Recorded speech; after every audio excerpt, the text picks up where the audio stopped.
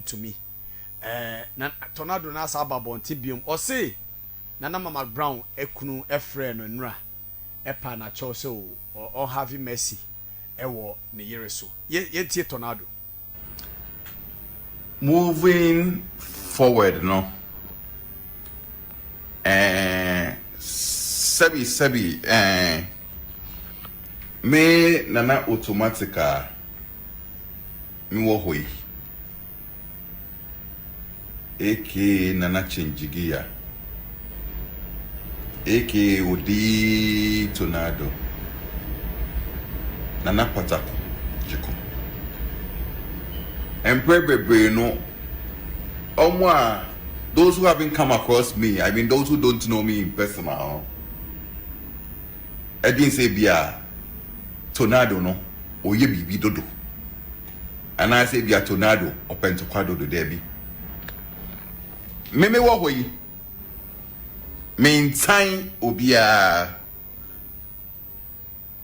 and I main time obia so and just say why? Because me am ye mbampo ama wono no. And now me mpo owo me no. Me nda a single day. Andre me am yemba ho. And I andre me ma me ho da. Why? Because when you say automatically no. Eye ye ma me a. Aye ye ama me ba. Ene me busua. Nti say pa say me odi tornado. Me sorry say me dwe me ma me ana me ba ho. Anya say me kwa kodwen adamfo ho a. And your boy. I have nothing against anyone. I just say, Asibolanga Obianim Ghana Kuma say. Menene kunto kwa die mu thing. Ah, nothing. Let me go straight to the point. And where me wo and I mean ya call. Minya call on a me peke. At this FM 99.1. If I call this a patch of a Maxwell, the Pacon and make one cry. And I'm saying Maxwell Ben and also Nana Mcbrown Nikunu Maxwell. And I'm saying, oh, boss Boko dear, and also Boko Maxwell be and was it tornado? I'd day now, yes, sir. Oh, Tona, Mabo Fiona kind. Or come on, Cram was a Mabo Fiona kind. And I'm saying, oh, Maxwell. I don't know what I mean, you, sir. Or say, oh, I say, we knew. Now, never Mcbrown, you can Maxwell frame me, and now someone is said, or frame me. I said, now about me, Castle. No, no one, Ankasano. He didn't like what happened at the TV station. Now, you make my disrespected him, I want to be that. And I aunt now man they disrespected him, I want to be that. And I dear they ring to make my disrespected him, I want to be that. Into the ACBiano. At this FM. Every man Maxwell say. A fias was nigger. AKA Bara Toto be cheapo. A Asibolanga waiting. And Asibolanga home from ma. And a boy and a big can here. Nana Mcbrown. Inti so no dia waka. Matse. Mecha so. Docket no. Me ye fi court. Na me dia ba fie. Na ya kan fie. Asem. Maxwell person try me say. Ne yiri ni there. Or you're just a host on the show. She follows orders. Into anu de eduba na oye nti no oh no maso ne person try me say na yere ne de ade akọ so wo bia e eduma ye de man say onye she got nothing to do with it. But Edward Chiampo, there were some things and you say a reality share I had a Nana Mcbrown e tolerate e wo cho ne so Nikuru Maxwell say oh nim. Okay, Abranti a friend tornado. And a Casano, person say Nana Mcbrown. Nikuru Maxwell, a friend, a castle, or Serena. on sisi fire nti sisi o se we yi ni docket no ze me nim se tornado oye court registrar our dockets anyway over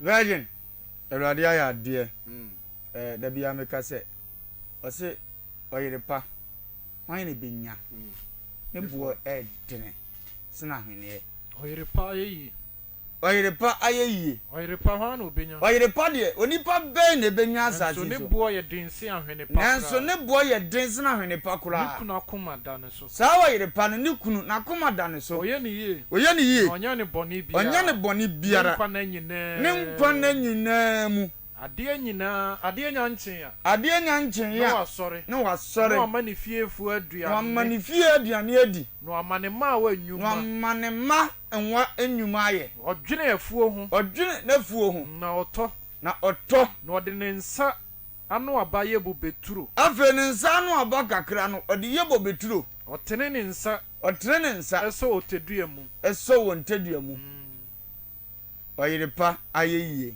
obie na no wonyansem na so peso okasa bi okasa nyansem adoye ne nkyerɛkyerɛ wɔ ne tete adoye aye ne nsam ma ne nkyerɛkyerɛ de omfa nya hwe osowa eye na ada osowa eye na ada o na ahofa ya huhude ahofa nso ya huhude oba osuro awurade oba osuro awurade no ono na obeyi na ono na obeyi na ye ofa osowa 31:10 ofa osowa ye dey Sunday oko asori abusa asofu ofa jaisa o minya isa I am now the only one me tie program tie bi a obi a woka osowa no ntiase very program na ye ne ya disua de nye nyina na abetwen so ofa ncho ne ono so tie me ne kwa asole de oko se papa na me tie program bi asi ma asofu adwuma nyama ne mre de nya se ti nkwa no ma enti wo nkyere me ase dabi oko a obusa assignment na de aba na o ma ni nyina nti me da ase Virgin, what was that idea na tie? Enti ofe wasi wa ye nada. Eya wuudi. Producer look for so wa. Oba wo so awurade no. Ono na obeyi na ye. Ono na obeyi na ye. Odi ase. Enti no ready adance ase se wo ye oba. English is favor. Odi ase wa ye nada. So favor is deceitful. Okay. And beauty is vain. Okay. So why ye dada? So favor. Okay. Eti obi Odi ase.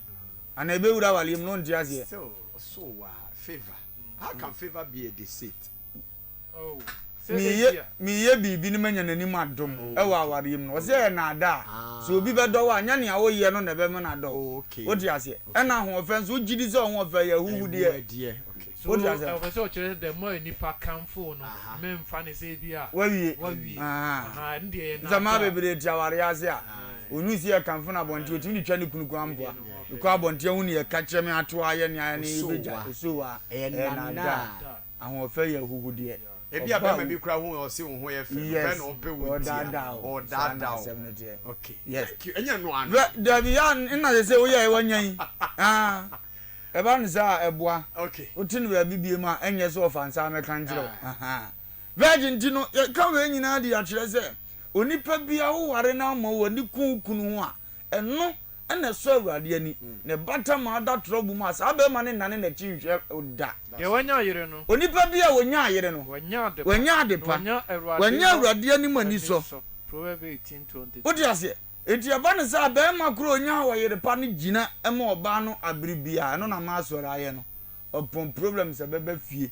otro bi kwatimi titi no huhu yese obo no titi no huhu yese o magai titi no huhu yese ni kunu pema ni nyina no bia na na mati magina tinesa asema to na na ma o so ogina se be ma ya mi hira no e wo do na montu a watuo e de afre akora ne yidachi se be ya fansem bebre e ma woti asem na se fansem bebre mra na se betafrache e de nkoso ne mpuntuo beba ase wo kunupa adwuma na masoro aye no ba obi a ne wo fa mesre otwedi ampo nhira de ma no se wo yire ye adwuma na adu sunsum ta na chi se ya ne ye nim guase ma no mpadane iko bi anko obeka bibi atonado besa wo bibi foforo kora ebi na yi just blessing ye no na bo se dipa sa de nsem foforo ye de eba ba ye ne se ya gu na birim dipa bia ho ase o se we yi docket on so we yi free court nti ugo yi asem free court na asa ye ni twa bi etim beche wa na yi docket no yes Emuaye boko esanka nipa ni bre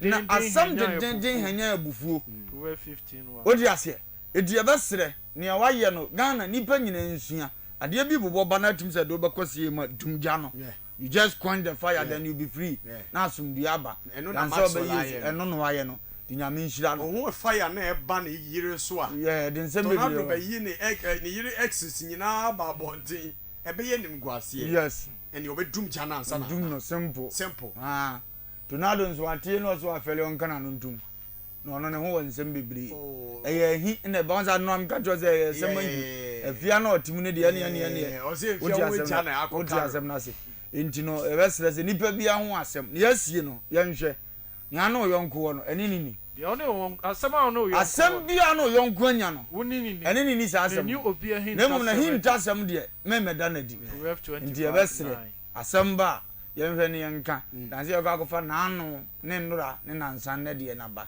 e ba ne sa na so di nipa ni tujem nipa de ni tujem ne ye ne sa ye gi na hinta asem adi mo no hunu se nya wo ye na aboro so obi o ye da mpe no wasa ne hunu asem de bi sa si a wa consider na ne ma akotote de amaye Virgin Medase. Miss Medase, aha ya this year 99.1 FM Oxy